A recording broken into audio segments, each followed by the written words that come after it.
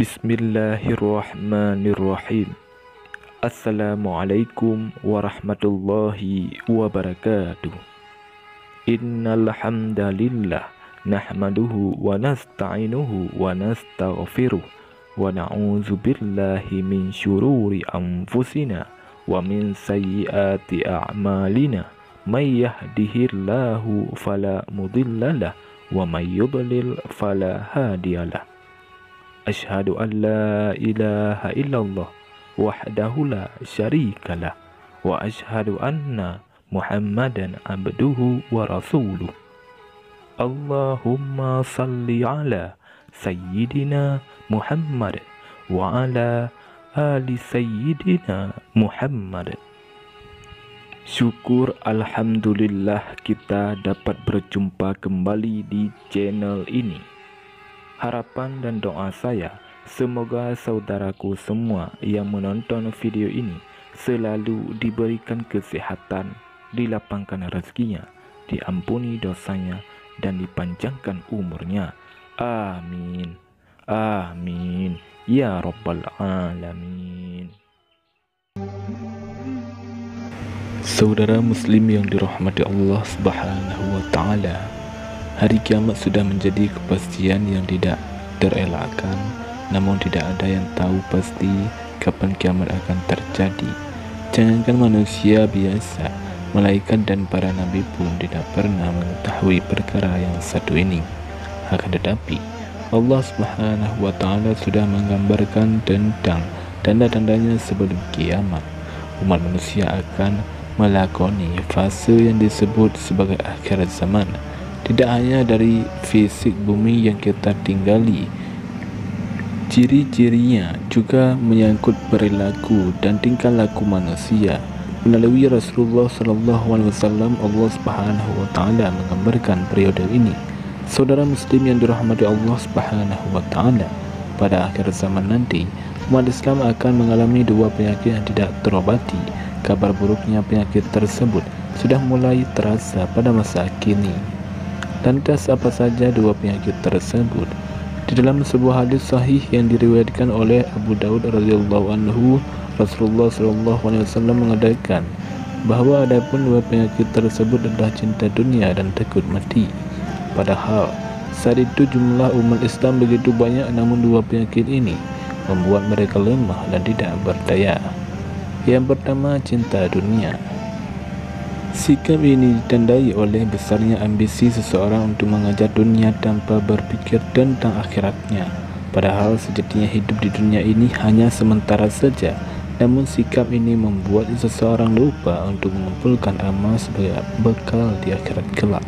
Hal ini sebagaimana tertera dalam hadis dari Sauban radhiyallahu anhu berkata, Rasulullah SAW bersabda, hampir tiba suatu zaman di mana bangsa-bangsa dari seluruh dunia akan datang mengerumuni kamu, bagaikan orang-orang yang kelaparan mengerumuni talam hidangan mereka. Maka salah seorang sahabat bertanya, apakah karena kami sedikit pada hari itu? Rasulullah SAW bersabda, bahkan kamu pada hari itu banyak sekali, tetapi kamu umpama buih di waktu banjir, dan Allah Subhanahu wa Ta'ala akan mencabut rasa gentar terhadap kamu dari hati musuh-musuh kamu, dan Allah Subhanahu wa Ta'ala akan melemparkan ke dalam hati kamu penyakit wahan.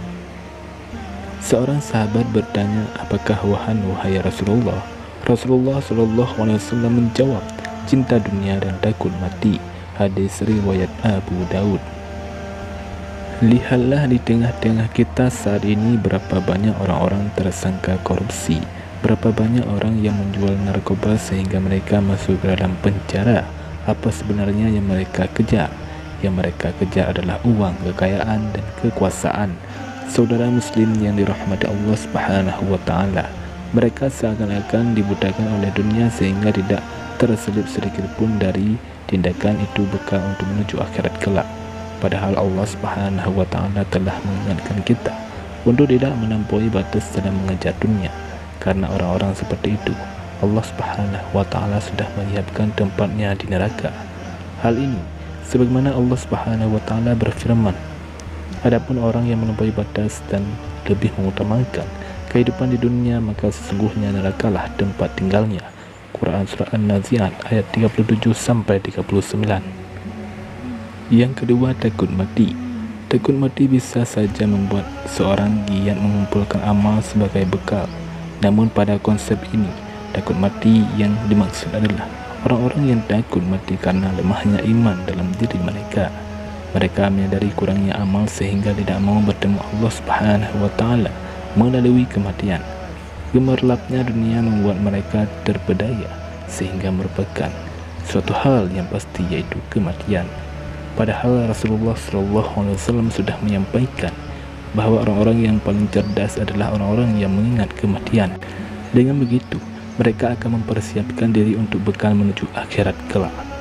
Hal ini sebagaimana tertera dalam sebuah hadis dari Abu Umar radhiyallahu anhu. Ia berkata, "Aku pernah bersama Rasulullah SAW, lalu seorang Ansar mendatangi beliau. Ia memberi salam dan bertanya, 'Wahai Rasulullah, mukmin manakah yang paling baik?'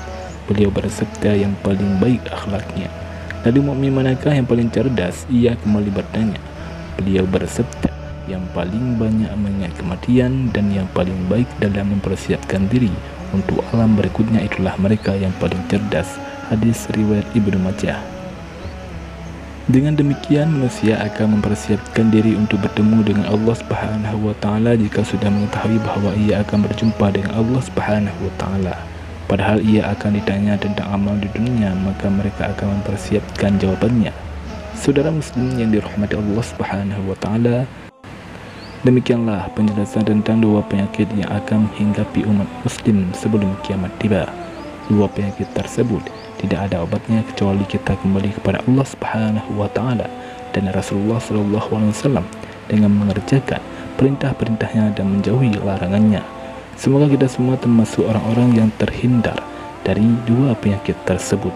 Amin ya rabbal alamin. Wallahu a'lam bishawab. Assalamualaikum warahmatullahi wabarakatuh.